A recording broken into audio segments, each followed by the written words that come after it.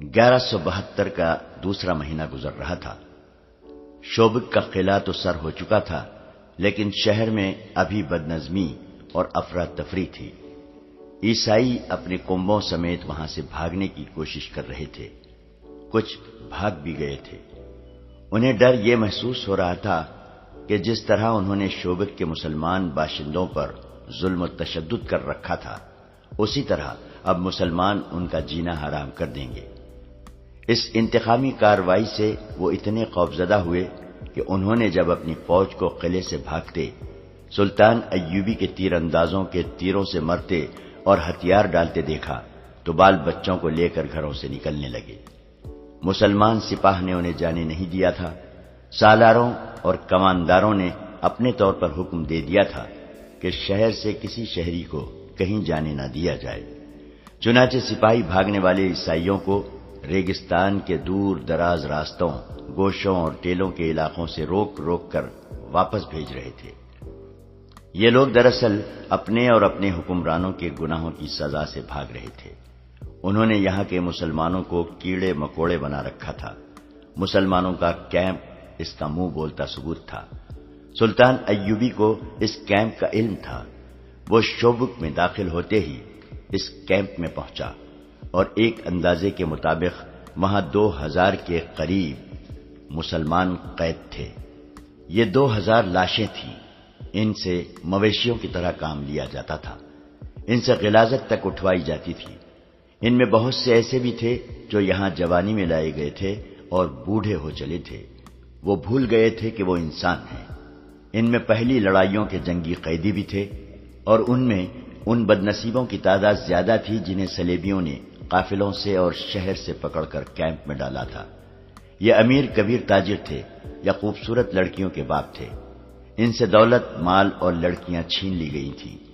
ان میں شہر کے وہ مسلمان بھی تھے جن کے خلاف یہ الزام تھا کہ وہ سلطنت اسلامیہ کے وفادار اور صلیب کے دشمن ہیں۔ شہر میں جو مسلمان رہتے تھے وہ نماز اور قرآن گھروں میں چھپ چھپ کر پڑھتے تھے، وہ بھی اس طرح کہ آواز باہر نہ جائے۔ وہ معمولی حیثیت کے عیسائیوں کو بھی جھک کر سلام کرتے تھے۔ اپنی جوان بیٹیوں کو تو وہ پردے میں رکھتے ہی تھے، اپنی معصوم بچیوں کو بھی وہ باہر نکلنے نہیں دیتے تھے۔ عیسائی خوبصورت بچیوں کو اغوا کر لیتے تھے۔ سلطان ایوبی نے جب ان 2000 زندہ لاشوں کو دیکھا تو ان کے آنسو نکل آئے تھے۔ اس نے کہا تھا، ان مظلوموں کو آزاد کرانے کے لیے میں پوری کی پوری سلطنت اسلامیہ کو داؤ پر لگا سکتا ہوں۔ ان میں ان کی غذا اور ان کی صحت کے لیے فوری احکامات جاری کر دیے تھے اور کہا تھا کہ ابھی انہیں اسی جگہ رکھا جائے اور انہیں بستر مہیا کیے جائیں۔ اس کے پاس ابھی ان کی کہانیاں سننے کے لیے وقت نہیں تھا۔ اسے ابھی باہر کی کیفیت کو قابو میں لانا تھا۔ باہر کا یہ عالم تھا کہ جنگ ابھی جاری تھی، جس کی نوعیت کھلی جنگ کسی نہیں تھی۔ صورت یہ تھی کہ صلیبی فوج جو سلطان ایوبی کے دھوکے میں آ کر کرک اور شوبک سے دور اس کی فوج کو روکنے کے لیے چلی گئی تھی، وہ بکھر کر پسپا ہو رہی تھی۔ مسلمان دستے اس پر شپقوں مار مار کر زیادہ برا حال کر رہے تھے۔ سلطان ایوبی کو اطلاعیں مل رہی تھیں کہ بعض جھڑپوں میں اس کے دستے گھیرے میں آ کر نقصان اٹھا رہے تھے۔ یہ خطرہ بھی تھا کہ کرک کے قلعے میں جو صلیبی فوج ہے وہ صحرا میں پھنسی اور بکھری ہوئی اپنی فوج کی مدد کے لیے بھیج دی جائے گی۔ اس صورتحال کے لیے سلطان ایوبی کے پاس فوج کی کمی تھی۔ مصر سے وہ کمک نہیں منگوانا چاہتا تھا کیونکہ وہاں کی سازشیں دبی نہیں تھیں۔ معزول کی ہوئی فاطمی خلافت کے حامی درپردہ سازشوں میں مصروف تھے۔ سوڈانی حبشی الگ طاقت جمع کر رہے تھے۔ ان دونوں کو صلیبی مدد دے کر سلطان ایوبی کے خلاف متحد کر رہے تھے۔ سب سے بڑا خطرہ یہ تھا کہ متعدد مسلمان سیاسی اور فوجی سربراہ بھی سلطان ایوبی کے خلاف درپردہ کارروائیوں میں مصروف تھے۔ یہ ایمان فروشوں کا ٹولہ تھا جو اقتدار کے حصول کے لیے اسلام کے دشمنوں کے ساتھ ساز باز کر رہا تھا۔ انہوں نے حشیشین کے پیشہ ور قاتلوں کی خدمات بھی حاصل کر لی تھیں، جنہوں نے سلطان ایوبی کے قتل کا منصوبہ بنا لیا تھا۔ سلطان ایوبی نے کئی بار کہا تھا کہ صلیبیوں کی یہ کتنی بڑی کامیابی ہے کہ وہ میرے ہاتھوں مسلمانوں کو قتل کرا رہے ہیں۔ وہ بے شک ایمان فروش ہیں جنہیں میں نے غداری کی پاداش میں سزائے موت دے دی ہے، لیکن وہ مسلمان تھے، کلمہ گو تھے۔ کاش کہ یہ لوگ اپنے دشمن کو پہچان لیتے۔ اب جبکہ شوبک کا قلعہ اس کے قدموں میں تھا اور وہ قلعے کی دیوار پر اپنے فوجی مشیروں وغیرہ کے ساتھ گھوم رہا تھا، اسے شہر کے مسلمان باشندے گروہ در گروہ ناچتے اور اللہ اکبر کے نعرے لگاتے نظر آ رہے تھے۔ اونٹوں پر شہیدوں کی لاشیں اور زخمی لائے جا رہے تھے۔ سلطان ایوبی گہری سوچ میں کھویا ہوا تھا۔ اس کا دست راست بہاؤالدین شداد اپنی یادداشتوں میں لکھتا ہے، صلاح الدین ایوبی کے چہرے پر فتح و نصرت کا کوئی تاثر نہیں تھا۔ خوشیاں منانے والے شوبک کے مسلمانوں کا ایک گروہ دف اور شہنائی کی تال پر ناچتا اس دیوار کے دامن میں آن رکا جہاں ہم کھڑے تھے۔ صلاح الدین ایوبی انہیں دیکھتا رہا۔ لوگ اسے دیکھ کر پاگلوں کی طرح ناچنے لگے۔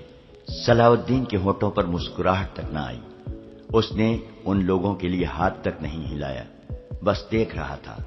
گروہ میں سے کسی نے بلند آواز سے کہا، صلاح الدین بن نجم الدین ایوب، تم شوبک کے مسلمانوں کے لیے پیغمبر بن کر آئے ہو۔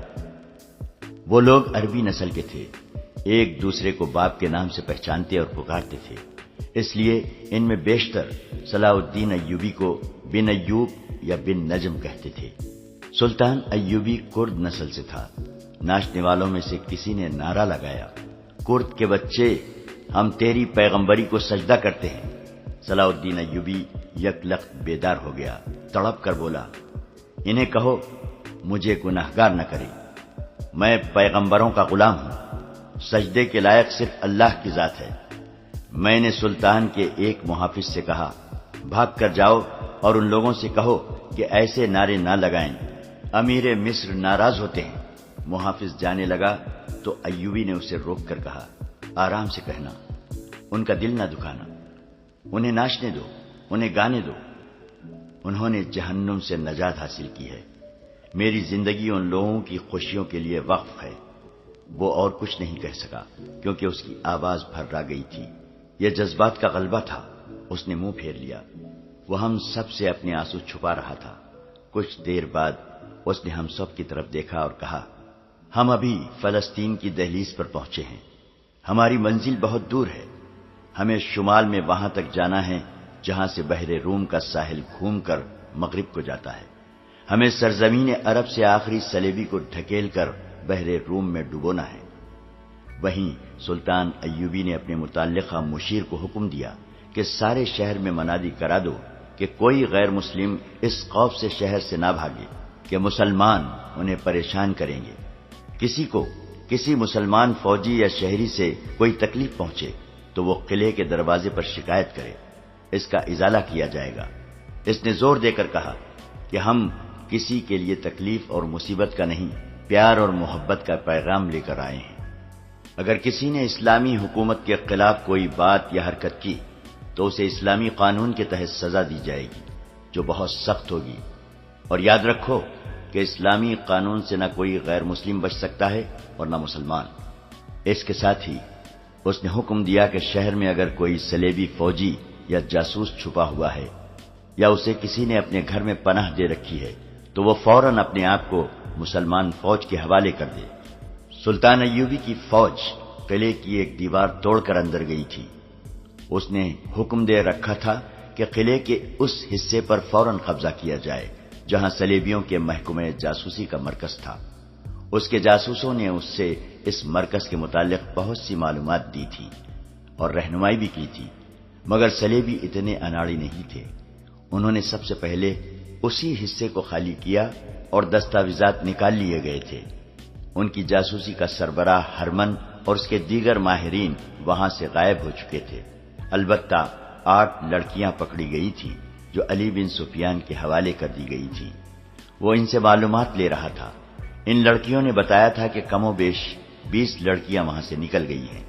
وہ سب اپنے طور پر بھاگی تھیں۔ ان کے ساتھ کوئی مرد نہیں تھا۔ مرد جاسوس بھی نکل گئے تھے۔ ان 8 لڑکیوں میں سے ایک نے اپنی ساتھی لڑکی لفظینہ کے متعلق بتایا تھا کہ اس نے ایک مسلمان فوجی حدید کو قلعے سے فرار کرا کے خودکشی کر لی تھی۔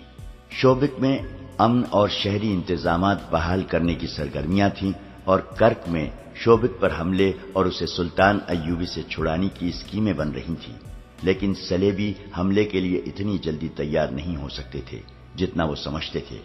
ان کے سامنے پہلا سوال تو یہ تھا کہ ان کے عالم جاسوس نے بڑی پکی اطلاع دی تھی کہ سلطان ایوبی کرک پر حملہ کرے گا۔ اس کی فوجیں کرک کی طرف ہی آ رہی تھیں۔ ان کے قاہرہ کے جاسوسوں نے بھی ناقابل تردید اطلاعیں دی تھیں کہ سلطان ایوبی کی فوج کرک پر حملہ کرے گی، جس کی کمان وہ خود کرے گا، مگر آدھے راستے سے اس کی فوجوں نے رخ بدل دیا اور ایسی چالیں چلی کہ صلیبی فوج جو مسلمانوں کو روکنے کے لیے گئی تھی، شب خونوں کی زد میں آ گئی اور سلطان ایوبی نے کرک سے اتنی زیادہ دور شوبک پر حملہ کر دیا۔ یہ سوال ایک کانفرنس میں پیش کیا گیا تھا جس میں صلیبی فوج کے اعلیٰ افسر اور صلیبی حکمران موجود تھے۔ ان کے محکمہ جاسوسی کا سربراہ جرمن نژاد ہرمن اور عالم جاسوس جسے سلطان ایوبی نے قاہرہ سے گرفتار کر کے رہا کر دیا تھا، ملزموں کی حیثیت سے کانفرنس میں پیش کیے گئے۔ عالم جاسوس شوبک کے قلعے سے بھاگنے میں کامیاب ہو گیا تھا۔ اسے کانفرنس میں ہتھکڑیوں میں پیش کیا گیا تھا۔ اس پر الزام یہ تھا کہ اس نے غلط اطلاع دے کر مسلمانوں کو فائدہ پہنچایا اور ان کی فتح کا باعث بنا۔ اس نے ایک بار پھر بیان دیا کہ اسے یہ اطلاع کس طرح ملی تھی کہ سلطان ایوبی کرک پر حملہ کرے گا۔ اس نے یہ بھی کہا کہ اگر اس کی اطلاع میں کوئی شک تھا تو متعلقہ محکمے کو اس کے مطابق عمل نہیں کرنا چاہیے تھا۔ اس کے لیے اس بیان پر ہرمن سے پوچھا گیا کہ اس نے جاسوسی کے ماہر کی حیثیت سے کیوں تسلیم کر لیا تھا کہ اس جاسوس کی لائی ہوئی اطلاع بالکل صحیح ہے۔ مجھے اس ضمن میں بہت کچھ کہنا ہے، ہرمن نے کہا۔ میں یہ دعویٰ کر سکتا ہوں کہ میں جاسوسی اور سراغ رسانی کا ماہر ہوں، مگر کئی مواقع ایسے آئے ہیں جن میں میری مہارت اور میرے جاسوسوں کی محنت اور قربانی کو نظر انداز کر دیا گیا۔ اس کا نتیجہ یہ ہوا کہ میری مہارت فوج کی مرکزی کمان کے حکم یا کسی بادشاہ کے حکم کی نظر ہو گئی۔ اس کانفرنس میں 3 حکمران موجود ہیں اور ان کی متحدہ کمان کے اعلیٰ کمانڈر بھی موجود ہیں، اور جبکہ ہم اتنی بڑی شکست سے دوچار ہوئے ہیں جس میں شوبک جیسا قلعہ ہاتھ سے نکل گیا ہے، اس کے ساتھ میلوں وسیع علاقے پر مسلمانوں کا قبضہ ہو گیا ہے، سال بھر کی رسد اور دیگر ساز و سامان دشمن کے ہاتھ لگا ہے، اور شوبک کی پوری آبادی مسلمانوں کی غلام ہو گئی ہے۔ میں آپ کی خامیاں اور احمقانہ حرکتیں آپ کے سامنے رکھنا اپنا فرض سمجھتا ہوں، اور میں آپ سب کو بصد احترام یاد دلاتا ہوں کہ ہم نے صلیب پر حلف اٹھایا ہے کہ صلیب کے وقار کے لیے اپنا آپ قربان کر دیں گے۔ اگر آپ میں سے کسی کے ذاتی وقار کو ٹھیس پہنچے تو اسے صلیب کا وقار پیش نظر رکھنا چاہیے۔ ہرمن کی حیثیت ایسی تھی کہ کونارڈ، گے آف لوزینیان اور شاہ اگسٹس جیسے قصر بادشاہ بھی اس کی بات رد کرنے کی جرت نہیں کرتے تھے۔ جاسوسی کا تمام تر نظام اس کے ہاتھ میں تھا، ان میں تباہ کار جاسوس بھی تھے۔ ہرمن کسی بھی حکمران کو خفیہ طریقے سے قتل کرانے کی ہمت اور اہلیت رکھتا تھا۔ اسے اجازت دے دی گئی کہ وہ اپنا تجزیہ پیش کرے۔ میں یہ سمجھنے سے قاصر ہوں کہ دشمن کے راز معلوم کرنے کے لیے اور اس کی کردار کشی کے لیے صرف لڑکیوں پر کیوں بھروسہ کیا جا رہا ہے؟ اس نے پوچھا۔ اس لیے کہ عورت انسان کی بہت بڑی کمزوری ہے، کسی حکمران نے کہا۔ کردار کشی کا بہترین ذریعہ عورت ہے، خواہ وہ تحریر میں ہو یا گوشت پوش کی صورت میں ہو۔ کیا تم اس سے انکار کر سکتے ہو کہ عرب میں بہت سے مسلمان امراء، قلعے داروں اور وزراء کو ہم نے عورت کے ہاتھوں اپنا غلام بنا لیا ہے؟ لیکن آپ یہ نہیں سوچ رہے ہیں کہ اس وقت مسلمانوں کی حکومت فوج کے ہاتھ میں ہے، ہرمن نے کہا۔ ان کا خلیفہ اپنا حکم نہیں منوا سکتا، فوجی امور میں اس کا کوئی عمل دخل نہیں۔ صلاح الدین ایوبی کی مصر میں حیثیت ایک گورنر کی ہے، لیکن اس نے وہاں کے خلیفہ کو معزول کر دیا ہے۔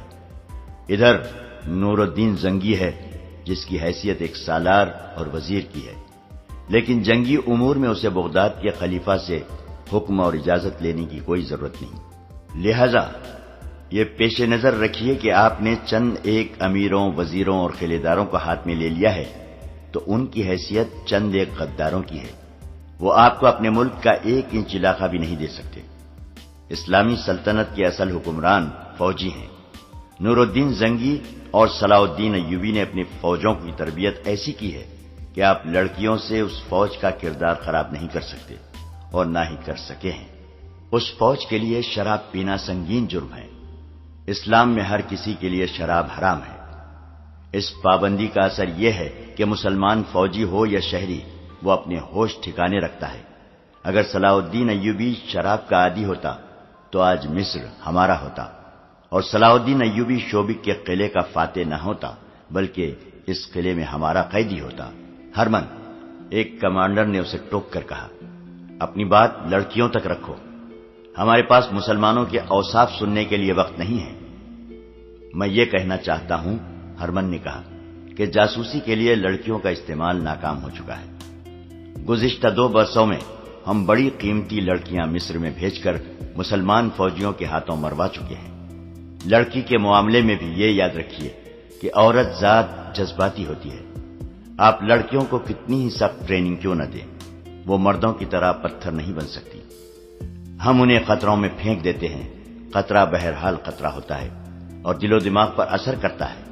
بعض اوقات حالات بہت ہی بگڑ جاتے ہیں۔ ان حالات میں مسلمان فوجی ہماری لڑکیوں کو تفریح کا ذریعہ بنانے کی بجائے انہیں پناہ میں لے لیتے ہیں اور ان کے جسم اپنے اوپر حرام کر لیتے ہیں۔ لڑکیاں جذبات سے ملغوب ہو کر رہ جاتی ہیں۔ حال ہی میں ہماری ایک لڑکی کو صلاح الدین ایوبی کے ایک کماندار نے ڈاکوؤں سے بچایا اور زخمی ہو گیا۔ لڑکی اسے شوبک میں لے آئی۔ ہم نے اسے مسلمانوں کے کیمپ میں پھینک دیا۔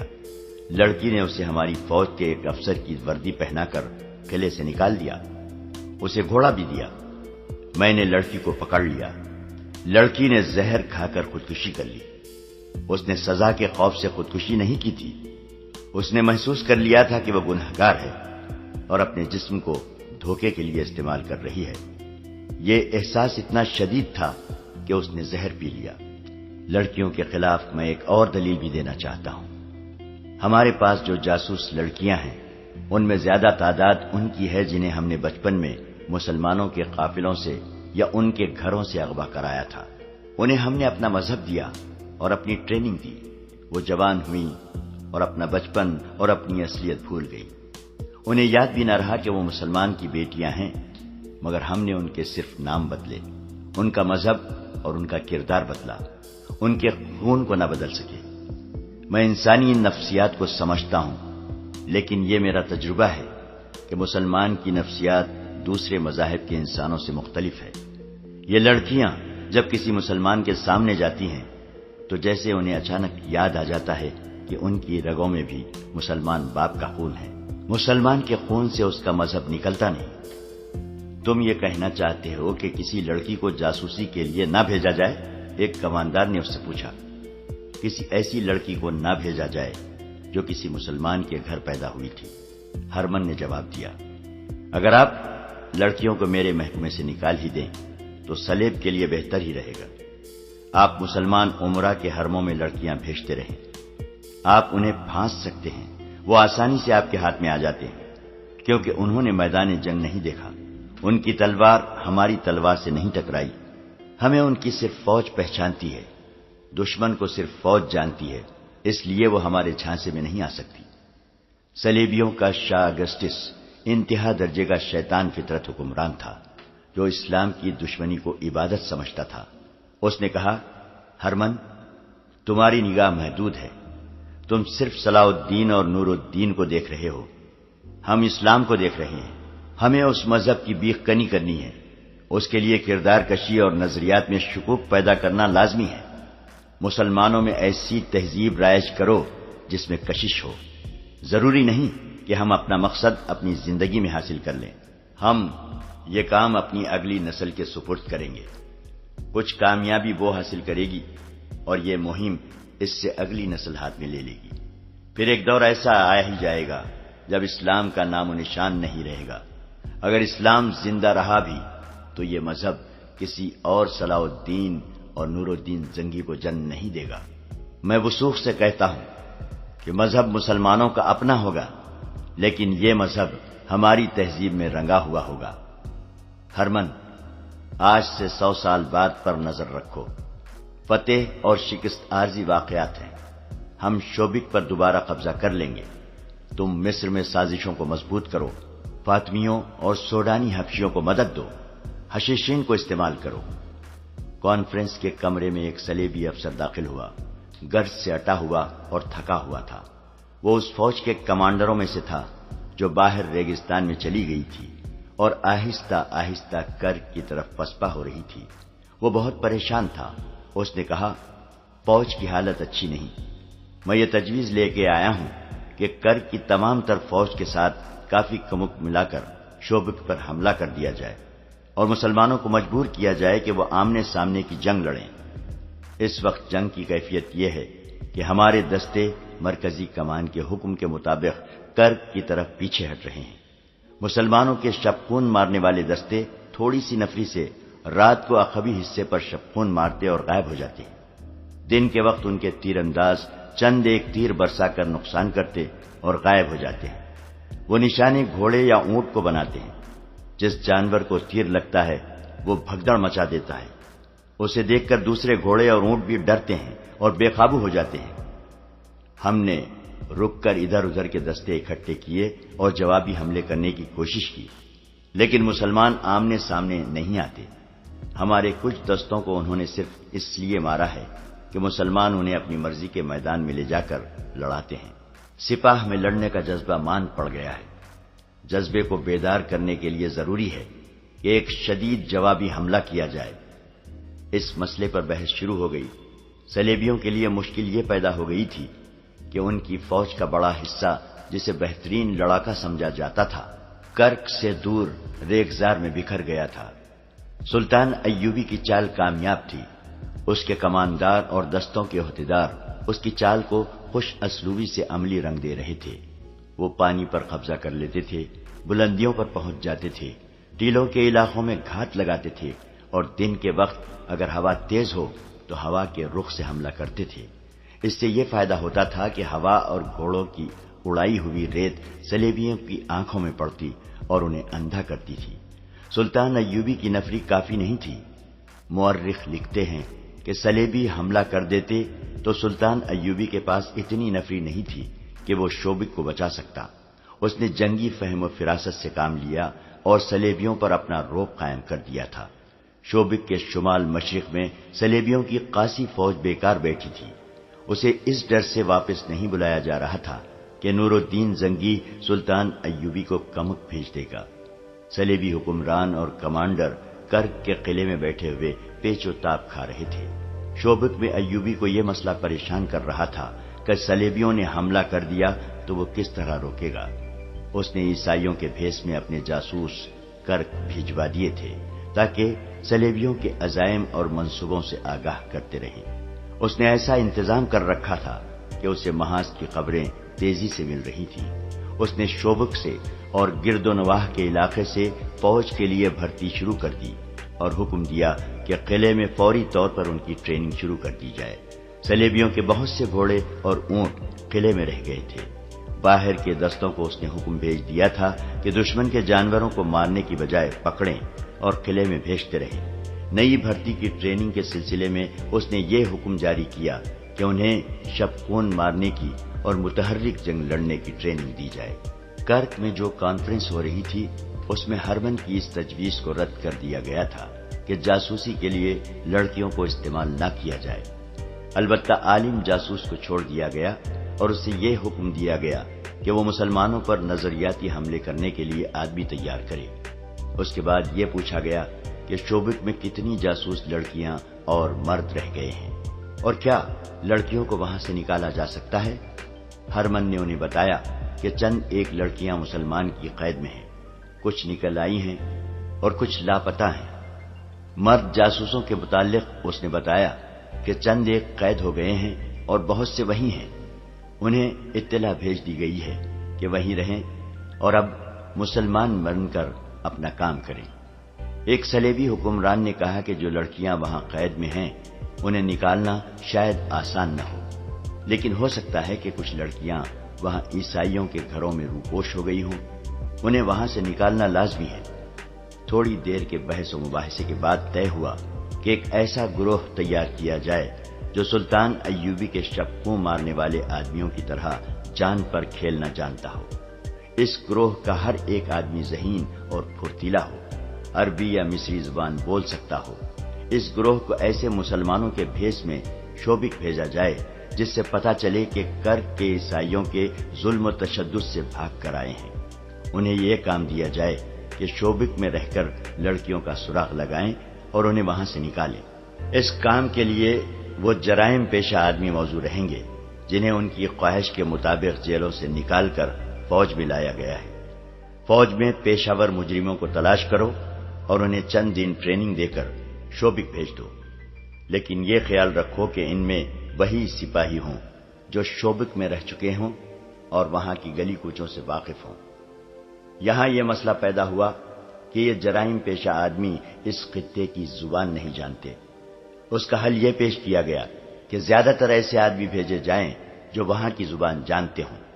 متعدد مورخین نے شوبک کی فتح کو کئی ایک رنگ دیے ہیں۔ ان میں صاف گو قسم کے مورخین نے جو ولیم آف ٹائر کی طرح عیسائی ہیں، صلیبیوں پر کڑی نکتہ چینی کی ہے۔ وہ لکھتے ہیں کہ ان کے حکمران خوبصورت لڑکیوں کے ذریعے مسلمان علاقوں میں جاسوسی، تقریب کاری اور کردار کشی پر زیادہ توجہ دیتے تھے۔ اس سے ان کے اپنے کردار کا پتہ ملتا ہے کہ کیا تھا۔ یہ درست ہے کہ انہوں نے مسلمانوں کے چند ایک غیر فوجی سربراہوں کو اپنے زیر اثر لے لیا تھا، لیکن ان کے دماغ میں یہ نہ آئی کہ مسلمانوں کی ایک قوم بھی ہے اور ایک فوج بھی ہے۔ کسی قوم اور اس کی فوج کے قومی جذبے کو مارنا آسان کام نہیں ہوتا۔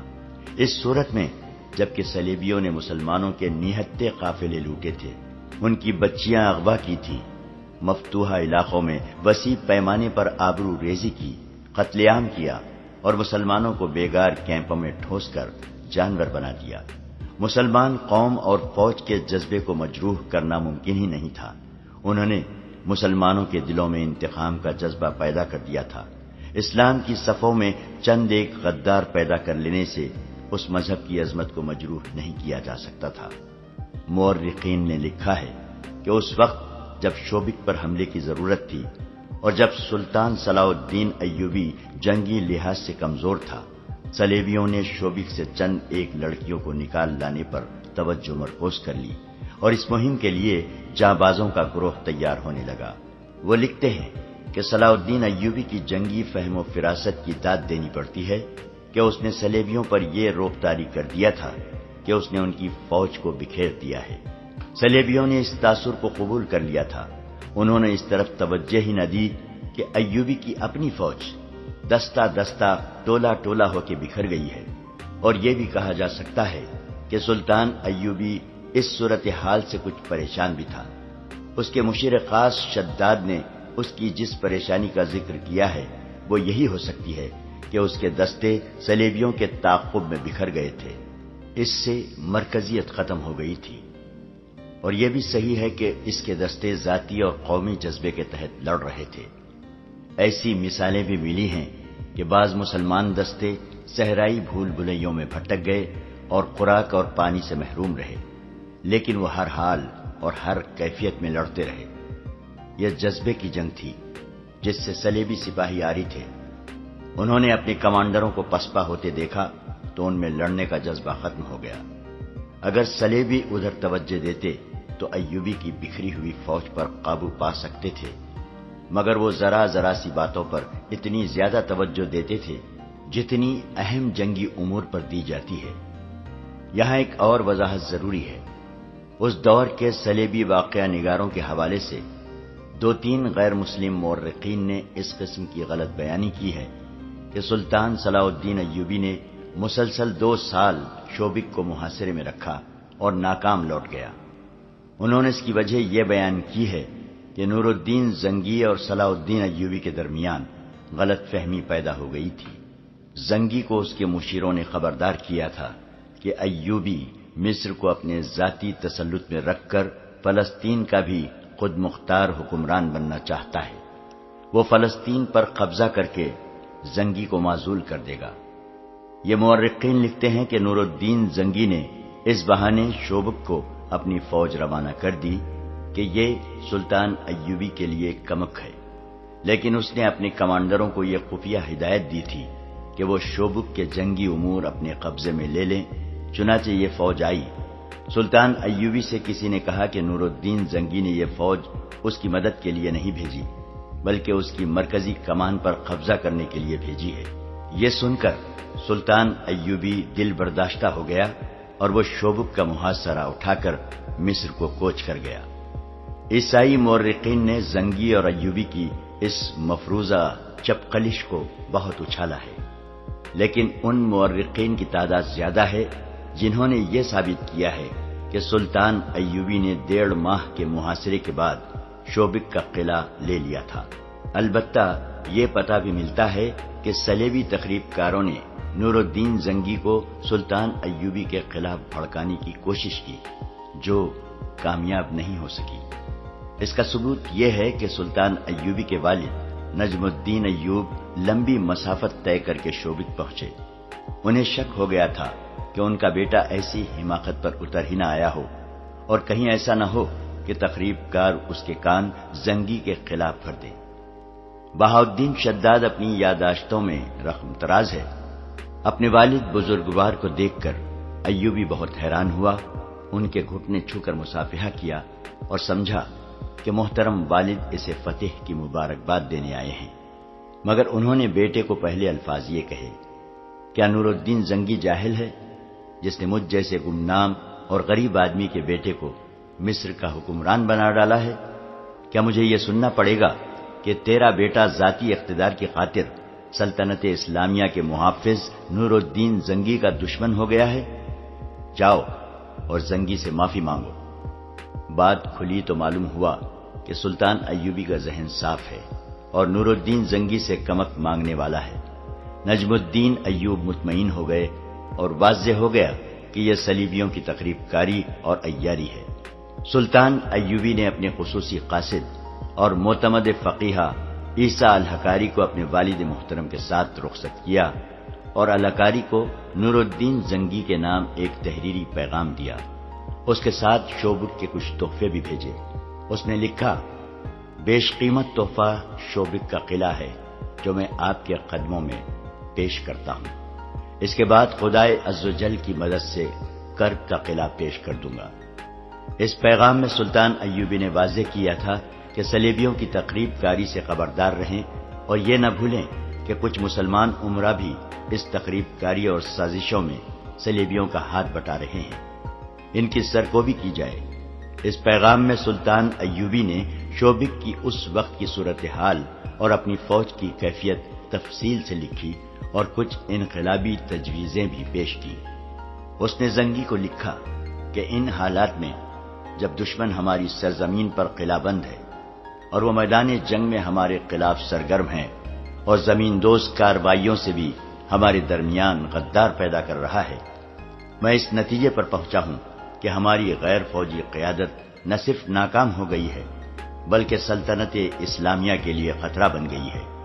ہم گھر سے دور بے رحم صحراؤں میں دشمن سے برسر پیکار ہیں۔ ہمارے مجاہد لڑتے اور مرتے ہیں، وہ بھوکے اور پیاسے بھی لڑتے ہیں، انہیں کفن نصیب نہیں ہوتے، ان کی لاشیں گھوڑوں کے تلے روندی جاتی ہیں اور صحرائی لومڑیاں اور گدھوں کی خوراک بنتی ہیں۔ اسلام کی عظمت اور قوم کے وقار کو جتنا وہ سمجھتے ہیں اتنا اور کوئی نہیں سمجھ سکتا۔ ہمارے غیر فوجی حکام اور سربراہوں کے خون کا ایک قطرہ نہیں گرتا، وہ میدان جنگ سے بہت دور محفوظ بیٹھے ہیں۔ یہی وجہ ہے کہ وہ عیش و عشرت کے عادی ہو گئے ہیں۔ دشمن انہیں نہایت حسین اور چلبلی لڑکیوں اور یورپ کی شراب سے اپنا مرید بنا لیا ہے۔ ہم دین و ایمان کی سربلندی کے لیے مرتے ہیں اور وہ ایمان کو دشمن کے ہاتھ بیچ کر عیش کرتے اور اس کے ہاتھ مضبوط کرتے ہیں۔ سلطان ایوبی نے لکھا کہ اب جبکہ میں فلسطین کی دہلیز پر آ گیا ہوں اور میں نے فلسطین لیے بغیر واپس نہ جانے کا طے کر لیا ہے، میں ضروری سمجھتا ہوں کہ آپ نور الدین زنگی غیر فوجی قیادت پر کڑی نظر رکھیں۔ امیر العلماء سے کہیں کہ وہ مساجد میں اور ہر جگہ اعلان کر دے کہ سلطنت اسلامیہ کا صرف ایک خلیفہ ہے اور یہ بغداد کی خلافت ہے۔ ہر مسلمان پر اس واحد خلافت کی اطاعت فرض ہے، لیکن خطبے میں اور کسی مسجد میں خلیفہ کا نام نہیں لیا جائے گا۔ عظیم نام صرف اللہ اور اس کے رسول صلی اللہ علیہ وسلم کا ہے۔ یہ حکم بھی جاری کیا کہ آئندہ جب خلیفہ یا کوئی حاکم کسی دورے یا معائنے کے لیے باہر نکلے گا تو اس کے محافظ دستے کے سوا کوئی جلوس اس کے ساتھ نہیں ہوگا، اور لوگ راستے میں رک کر اور جھک جھک کر اسے سلام نہیں کریں گے۔ سلطان ایوبی نے سب سے زیادہ اہم بات یہ لکھی کہ شیعہ سنی تفرقہ بڑھتا جا رہا ہے۔ فاطمی خلافت کی معزولی نے اس تفرقے میں اضافہ کر دیا ہے۔ یہ تفریق ختم ہونی چاہیے۔ بے شک خلافت اور حکومت سنی ہے، لیکن کسی سنی حاکم یا اہلکار کو یہ حق حاصل نہیں کہ وہ شیعوں کو اپنا غلام سمجھے۔ حکومت اور فوج میں شیعوں کو پوری نمائندگی دی جائے۔ اس قسم کی کچھ اور بھی انقلابی تجاویز تھی جو سلطان ایوبی نے نور الدین زنگی کو بھیجی۔ مورخین اس پر متفق ہیں کہ زنگی نے ان پر فوری طور پر عمل کیا۔ اپنے ہاں بھی سلطان ایوبی نے شیعہ سنی تفرقہ پیار و محبت، عقل و دانش سے مٹانا شروع کر دیا۔ کرک میں سلیبی سلطان ایوبی پر جوابی وار کرنے پر غور کر رہے تھے۔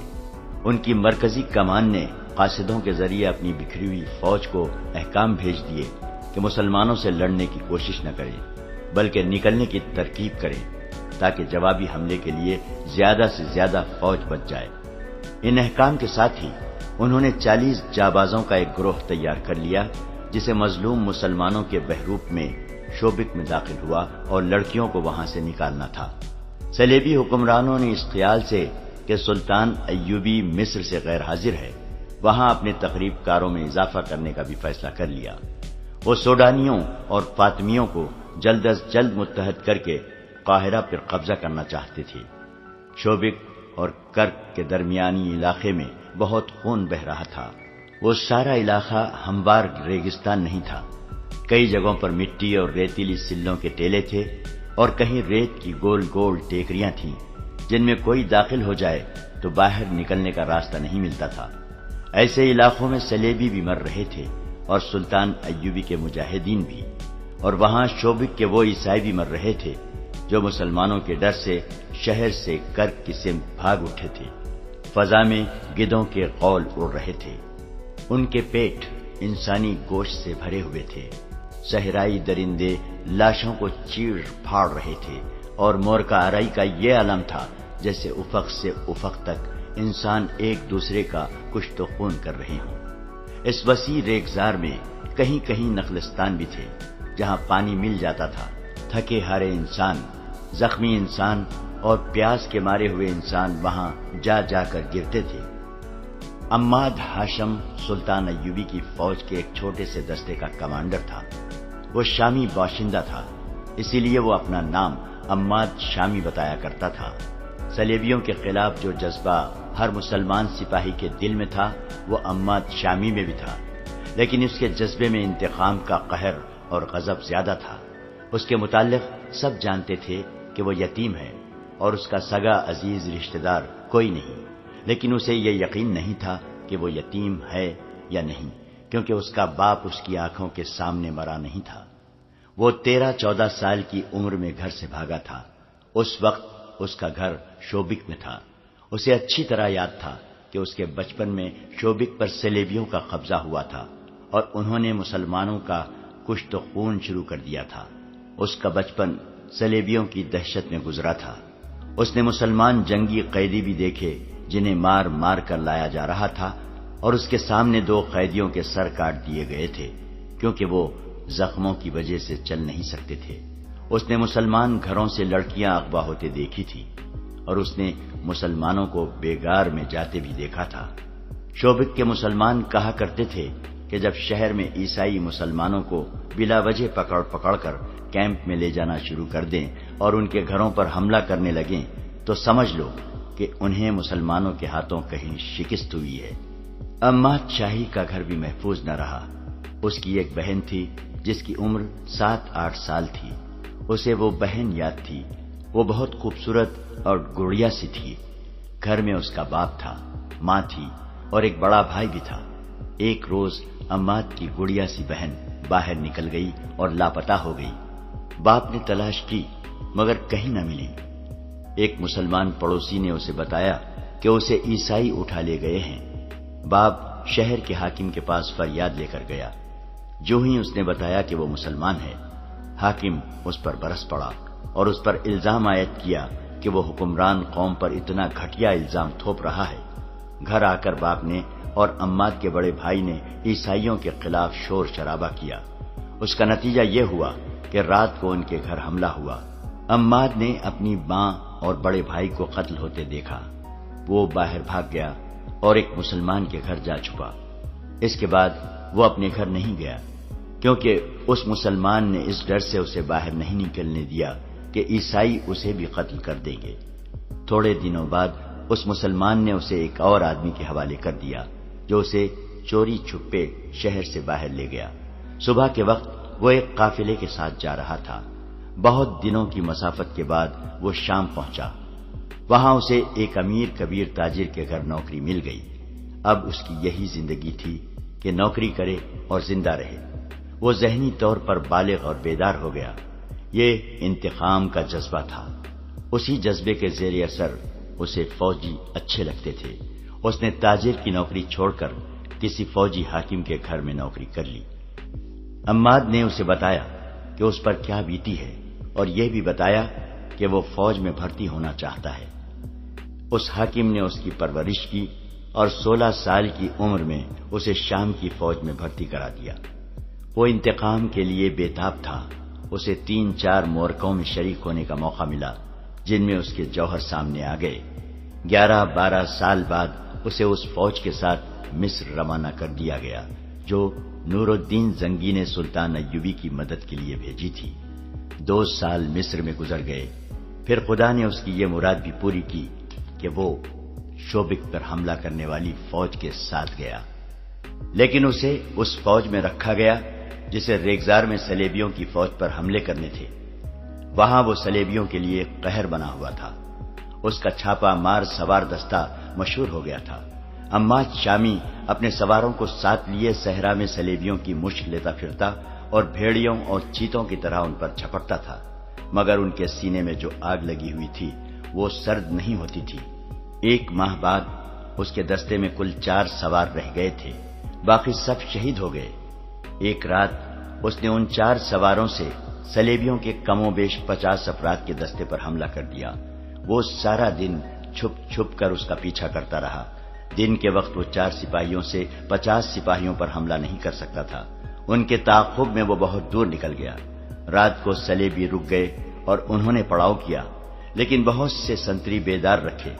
عماد نے آدھی رات کے وقت گھوڑوں کو ایڑ لگائی اور سوئے ہوئے صلیبیوں کے درمیان سے اس طرح گزرا کہ برچھی سے دائیں بائیں وار کرتا گیا۔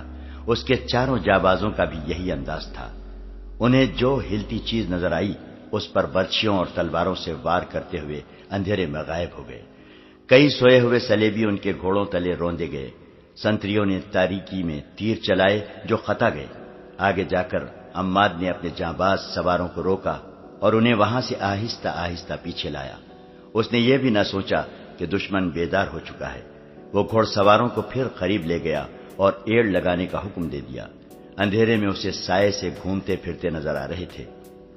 5 گھوڑے سر پر دوڑتے ان کے درمیان سے گزرے، مگر اب وہ دشمن پر وار کر کے آگے گئے تو وہ 5 کی بجائے 3 تھے۔ 2 کو صلیبی تیر اندازوں نے گرا دیا تھا۔ عماد کا خون اور زیادہ جوش میں آ گیا۔ اس نے اپنے مجاہدوں سے کہا، ابھی انتقام لیں گے۔ یہ اس کی حماقت تھی۔ اس نے اپنے دونوں مجاہدوں کو موڑا اور صلیبیوں کے قریب آہستہ آہستہ آ کر حملے کا حکم دے دیا۔ اب تو گھوڑے بھی تھک گئے تھے اور دشمن پوری طرح بیدار ہو گیا تھا۔ اس حملے کا نتیجہ یہ ہوا کہ عماد اکیلا رہ گیا۔ اب کہ وہ دشمن میں سے نکلا تو اس کے ساتھ اپنے 2 ساتھیوں کی بجائے 2 صلیبی تھے جو اس کا تعاقب کر رہے تھے۔ اندھیرے میں اس نے انہیں ان کی للکار سے پہچانا، ورنہ وہ انہیں اپنے ساتھی سمجھ رہا تھا۔ وہ اس کے سر پر پہنچ گئے۔ انہوں نے اس پر تلواروں سے حملہ کیا۔ اس کے پاس لمبی برچھی تھی۔ دوڑتے گھوڑے سے اس نے دونوں کا مقابلہ کیا۔ گھوڑا گھما گھما کر آمنے سامنے آ کر معرکہ لڑا۔ لڑائی خاصی لمبی ہو گئی اور وہ دور ہٹتے چلے گئے۔ آخر عماد نے دونوں صلیبیوں کو مار لیا اور دونوں کے گھوڑے شوبک بھیجنے کے لیے پکڑ لیے۔ ان کی تلواریں بھی لے لی، مگر اسے یہ خیال نہ رہا کہ کہاں تک جا پہنچا ہے۔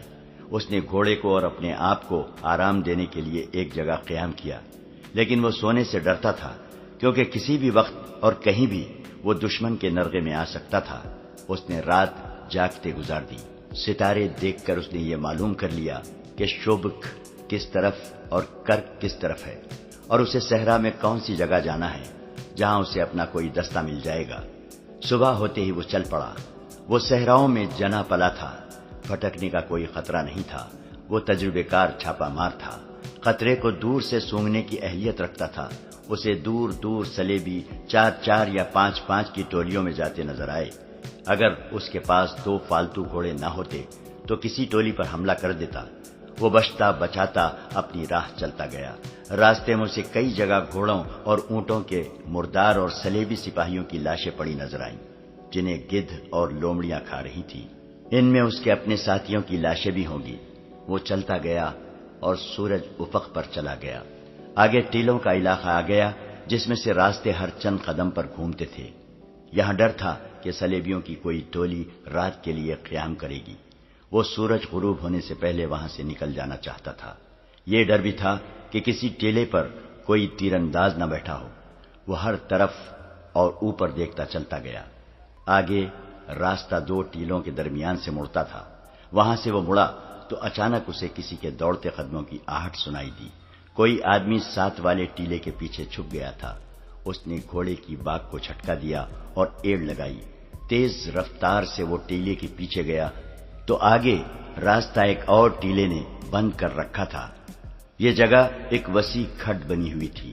عماد سے کوئی 20 قدم دور میلے کچیلے سے چوغے والا ایک آدمی ہاتھوں اور گھٹنوں کے بل ٹیلے پر چڑھنے کی کوشش کر رہا تھا۔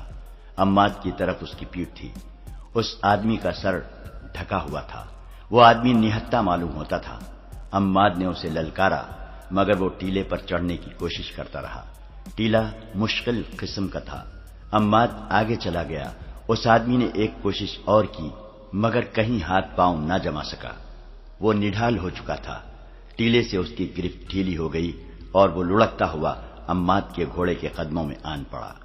اس کے سر سے چوغے کی اوڑھنی والا حصہ اتر گیا۔ عماد یہ دیکھ کر حیران رہ گیا کہ وہ ایک جوان لڑکی تھی، اور خوبصورت اتنی جو اس نے پہلے کبھی نہیں دیکھی تھی۔ عماد گھوڑے سے اترا۔ لڑکی خوفزدہ تھی۔ اس کی رہی سہی قوت بھی خوف نے ختم کر دی۔ وہ اٹھی مگر بیٹھ گئی۔ عماد نے اس سے پوچھا کہ وہ کون ہے۔ اس نے جواب دیا، پانی پلاؤ۔ عماد نے ایک گھوڑے سے پانی کی چھاگل کھول کر اسے دے دی۔ اس نے بےتابی سے پانی پیا اور اس کی آنکھیں بند ہونے لگی۔ عماد نے اسے کھانے کے لیے کچھ دیا۔ جو اس کے پیٹ میں گیا تو اس کے چہرے پر زندگی کے آثار نظر آنے لگے۔ عماد نے اس سے کہا، مجھ سے ڈرو نہیں، بتاؤ کون ہو؟ شوبک سے اپنے خاندان کے ساتھ چلی تھی۔ اس نے تھکی ہاری زبان میں کہا، سب مارے گئے ہیں، میں اکیلی رہ گئی ہوں۔ مسلمانوں نے راستے میں حملہ کر دیا تھا۔ مجھے سچ کیوں نہیں بتا دیتی کہ تم کون ہو؟ عماد نے کہا، تم نے جو کچھ کہا ہے جھوٹ کہا ہے۔ جھوٹ ہی صحیح، اس نے خوفزدہ لہجے میں کہا، مجھ پر رحم کرو اور مجھے کرک تک پہنچا دو۔ شوبک تک؟ عماد نے کہا، میں تمہیں شوبک لے جا سکتا ہوں، کرک نہیں۔ تم دیکھ رہی ہو کہ میں مسلمان ہوں۔ میں راستے میں عیسائی فوج کے ہاتھوں مرنا نہیں چاہتا۔ پھر مجھے ایک گھوڑا دے دو۔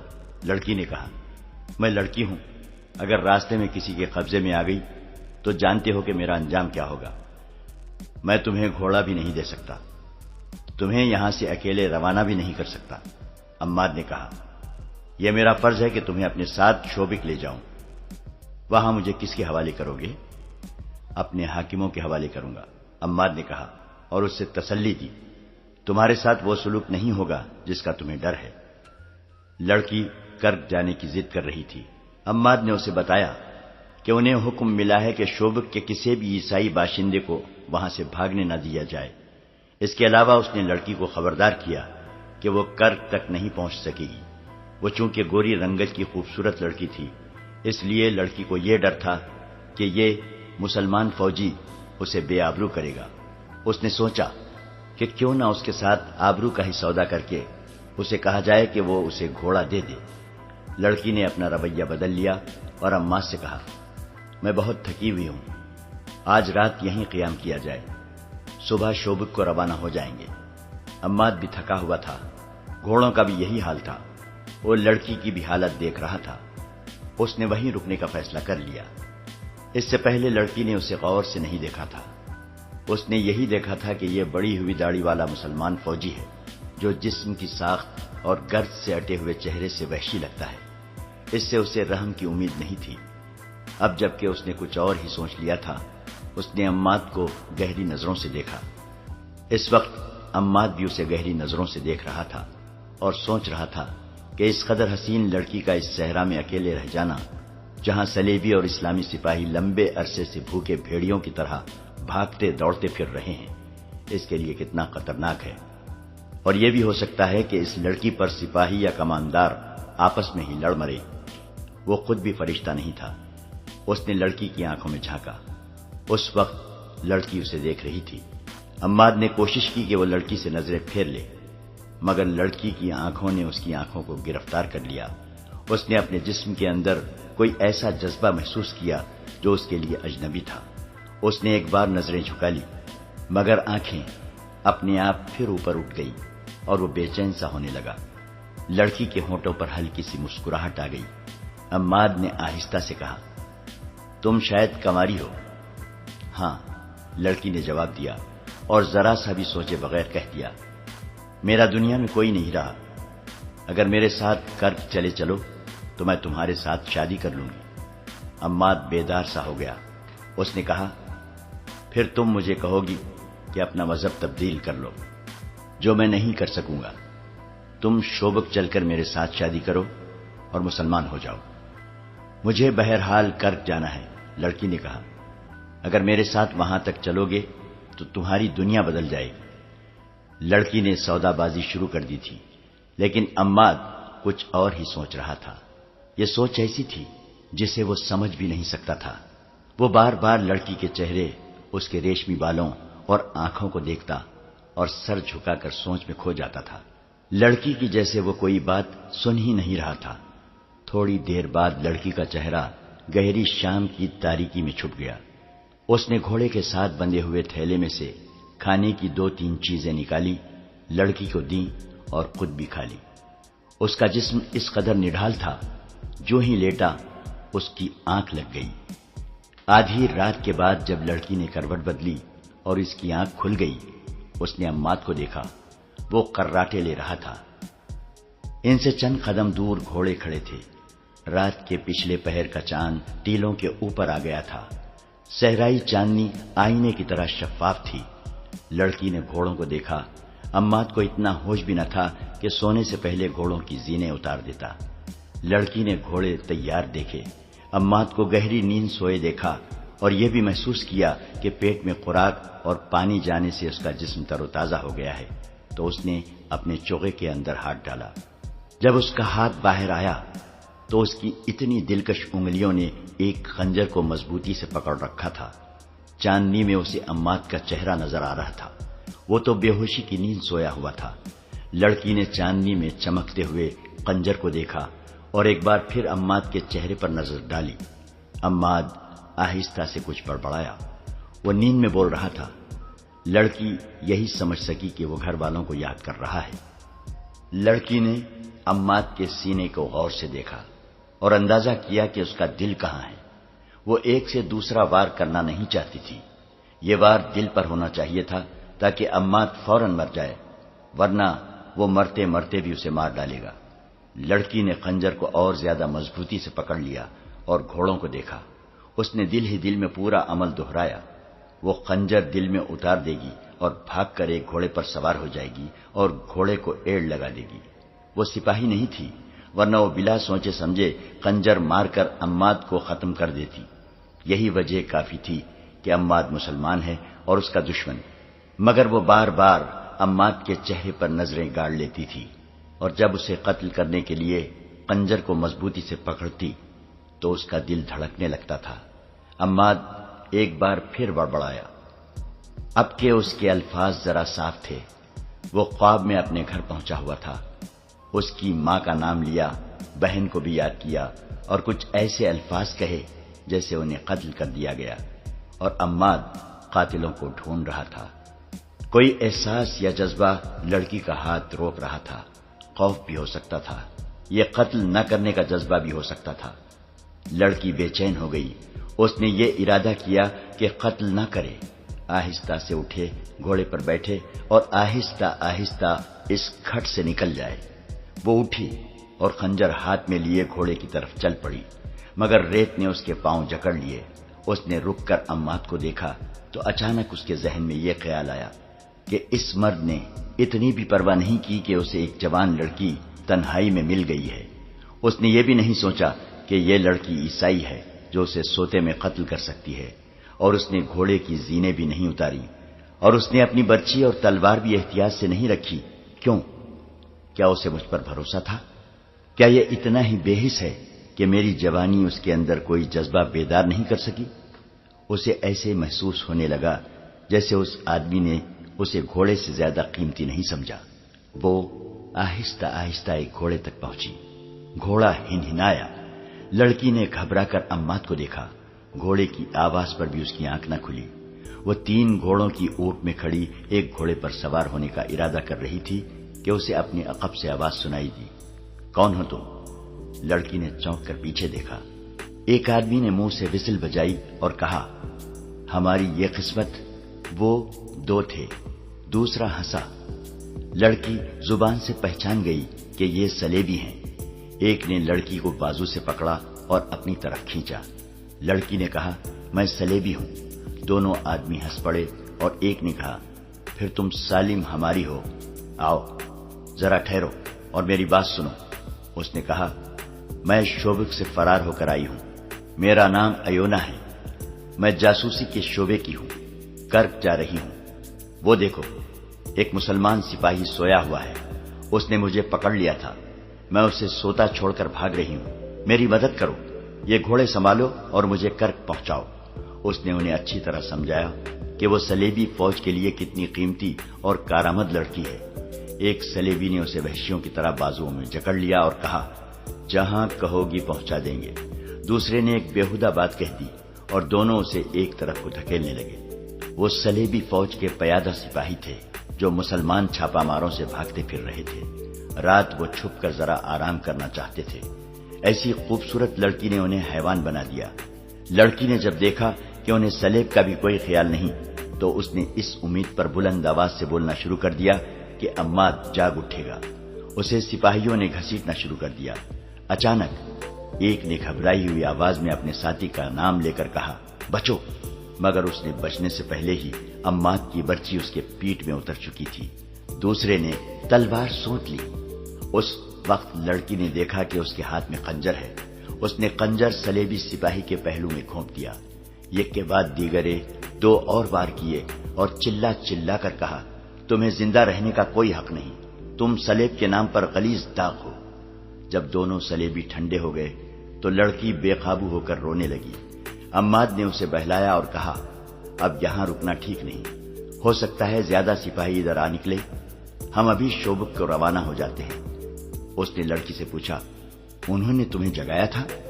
نہیں، لڑکی نے جواب دیا، میں جاگ رہی تھی اور گھوڑوں کے پاس کھڑی تھی۔ وہاں کیوں؟ گھوڑے پر سوار ہو کر بھاگنے کے لیے، لڑکی نے اعتراف کرتے ہوئے کہا، میں تمہارے ساتھ نہیں جانا چاہتی تھی۔ تم نے خنجر کہاں سے لیا ہے؟ میرے پاس تھا، لڑکی نے جواب دیا، میں نے پہلے ہی ہاتھ میں لے رکھا تھا۔ پہلے ہی ہاتھ میں کیوں لے رکھا تھا؟ عماد نے پوچھا۔ شاید اس لیے کہ میں جاگ اٹھوں تو تم مجھے قتل کر دو۔ لڑکی نے جواب نہ دیا، عماد کو دیکھتی رہی۔ کچھ دیر بعد بولی، میں تمہیں قتل کر کے بھاگنا چاہتی تھی، بیشتر اس کے کہ تم مجھے قتل کرو۔ میں تمہیں بتا دینا چاہتی ہوں کہ میں نے یہ خنجر تمہیں قتل کرنے کے لیے کھولا تھا، لیکن ہاتھ اٹھا نہیں۔ میں یہ نہیں بتا سکتی کہ میں نے تمہارے دل میں خنجر کیوں نہیں اتارا۔ تمہاری زندگی میرے ہاتھ میں تھی، میں بزدل نہیں، پھر بھی میں تمہیں قتل نہ کر سکی۔ میں کوئی وجہ بیان نہیں کر سکتی، شاید تم کچھ بتا سکو۔ زندگی اور موت اللہ کے ہاتھ میں ہے۔ عمار نے کہا، تمہارا ہاتھ میرے خدا نے روکا تھا اور تمہاری عزت خدا نے بچائی ہے۔ میرا وجود تو ایک بہانہ اور ایک سبب تھا۔ کسی گھوڑے پر سوار ہو جاؤ اور چلو۔ لڑکی نے خنجر عماد کی طرف بڑھا کر کہا، میرا خنجر اپنے پاس رکھ لو ورنہ میں تمہیں قتل کر دوں گی۔ تم میری تلوار بھی اپنے پاس رکھ لو۔ عماد نے کہا، تم مجھے قتل نہیں کر سکو گی۔ یہ مذاق نہیں تھا، دونوں پر سنجیدگی طاری تھی۔ وہ گھوڑوں پر سوار ہوئے اور تیسرا گھوڑا ساتھ لے کر چل پڑے۔ سورج نکلنے تک وہ اس علاقے میں پہنچ چکے تھے جہاں کوئی صلیبی سپاہی نظر نہیں آتا تھا۔ عماد کی اپنی فوج کے چند سپاہی اسے نظر آئے، جن کے ساتھ اس نے کچھ باتیں کی اور چلتے گئے۔ اپریل کا سورج بہت ہی گرم تھا۔ وہ منہ اور سر لپیٹے ہوئے چلتے گئے۔ دور سے ریت پانی کے سمندر کی طرح چمکتی نظر آتی تھی اور بائیں سمت ریتیلی سلوں کی پہاڑیاں نظر آ رہی تھی۔ سفر کے دوران وہ آپس میں کوئی بات نہ کر سکے۔ گرمی کے علاوہ ان لاشوں نے بھی ان پر خاموشی طاری کر رکھی تھی جو انہیں ادھر ادھر بکھری ہوئی نظر آ رہی تھی۔ کوئی ایک بھی لاش سالم نہیں تھی۔ گدھوں اور درندوں نے ان کے اعضاء الگ الگ کر دیے تھے۔ بعض لاشوں کی صرف ہڈیاں اور کھوپڑیاں رہ گئی تھیں۔ عماد نے لڑکی سے کہا، یہ تمہاری قوم کے سپاہی ہیں۔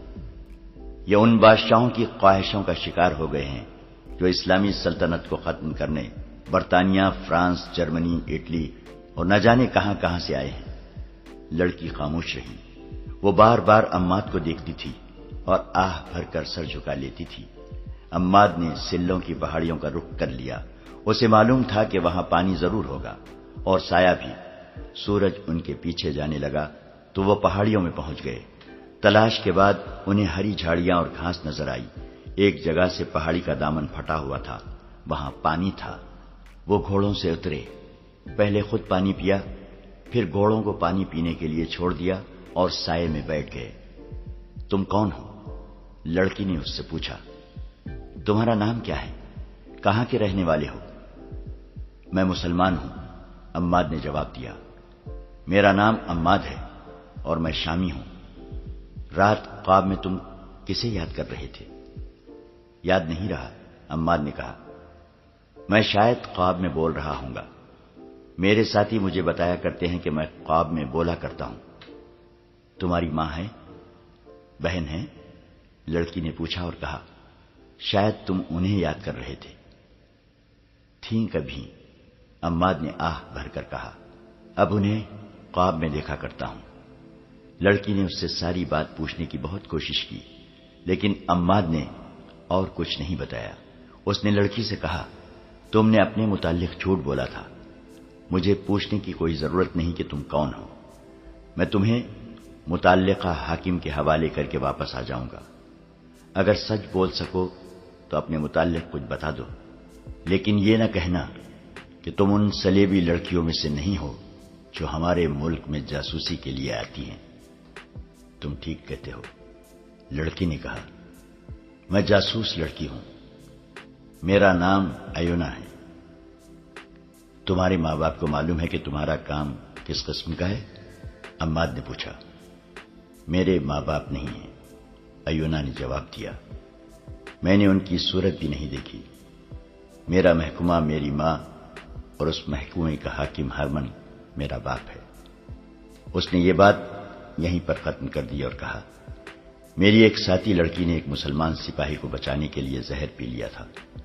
میں اس وقت بہت حیران ہوئی تھی کہ کوئی صلیبی لڑکی ایک مسلمان کے لیے اتنی بڑی قربانی دے سکتی ہے۔ میں آج محسوس کر رہی ہوں کہ ایسا ہو سکتا ہے۔